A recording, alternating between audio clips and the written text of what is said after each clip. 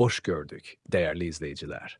Ülkede ve dünyada baş verən ən son xəbərlərdən anındaca xəbərdar olmaq üçün Günlük Xəbərlər YouTube kanalımıza abunə olun və bildirişləri açmağı unutmayın. Mayın 26-sında gözlənilən hava şəraiti açıqlanıb.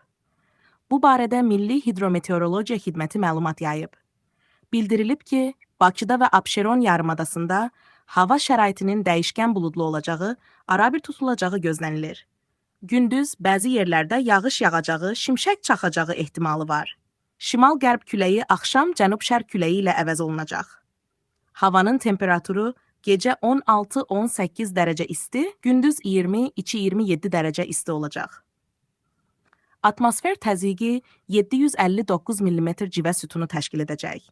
Nisbi rütubət gecə 70-75%, gündüz 55-65% olacaq.